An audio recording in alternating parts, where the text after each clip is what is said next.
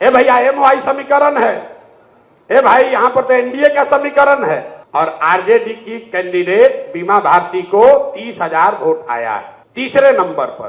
कहां गया एमओआई समीकरण, कहां गए कलाधर मंडल, उनको 40,000 वोट आया है। पूर्णिया लोकसभा सीट अंतर्गत आने वाली रुपौली विधानसभा सीट के नतीजों ने राजनीतिक विश्लेषकों को चौंका दिया है। इस नतीजे के कई मायने हैं। अब बिहार तीसरे ऑप्शन की तरफ बढ़ रहा है। ये सवाल है, प्रशांत किशोर, जनसुराज, इनकी भी चर्चा खूब हो रही है रुपौली के नतीजे के बाद। कहा यह जा रहा है कि प्रशांत किशोर के जनसुराज ने निर्दलीय शंकर सिंह को मदद की थी चुनाव के दौरान और इसीलिए उनकी जीत हुई है।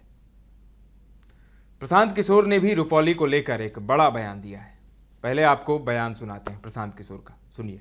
अभी रुपौली में चुनाव हुआ है, लोग हमको रोज आकर ज्ञान देता है, ए भैया एमओआई समीकरण है, ए भाई यहां पर तो एनडीए का समीकरण है। तो रुपौली में चुनाव हुआ है तो हम रोज कहते हैं कि जाति धर्म पर अकेले वोट नहीं पड़ता है, लेकिन आपके समझ के लिए बता रहे हैं, रुपौली में करीब करीब 14-15 हजार यादव समाज के लोग रहते हैं और 45,000 मुसलमान हैं।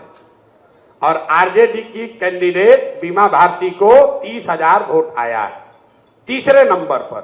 कहा गया एमओआई समीकरण। लोग कहता है भैया सब अति पिछड़ा तो यहां नीतीश कुमार के साथ है, भाजपा के साथ है। कहां गए कलाधर मंडल, उनको 40,000 वोट आया है। कहां गया थी, खाली गंगौता समाज के लोग वहां करीब करीब 80,000 लोग हैं। ये कोई किसी का बंधुआ मजदूर नहीं है। जाति की प्रमुखता है, हम ये नहीं कह रहे हैं कि जाति की कोई भूमिका नहीं है, लेकिन सिर्फ जाति पर ही हर आदमी वोट देता है, इस बात को अपने दिमाग से हटाइए।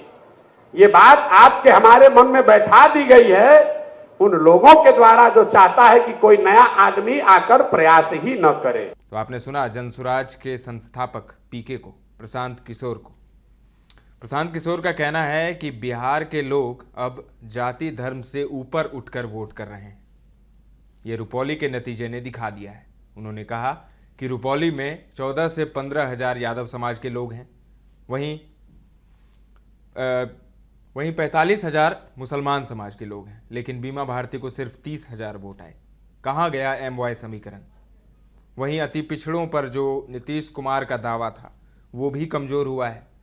प्रशांत किशोर ने बड़ा बयान दिया है क्योंकि प्रशांत किशोर अपनी पार्टी, अपनी राजनीतिक पार्टी जनसुराज का ऐलान करने वाले हैं 2 अक्टूबर को। जनसुराज पार्टी 2 अक्टूबर को शुरू हो जाएगी और आने वाले बिहार विधानसभा चुनाव में 243 सीटों पर यह पार्टी चुनाव लड़ेगी।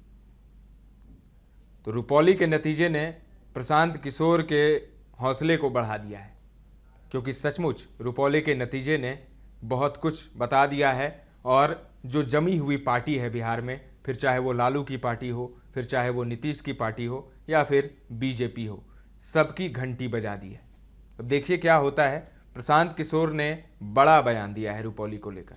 तमाम अपडेट्स देते रहेंगे, बने रहें दर्श न्यूज़ के साथ।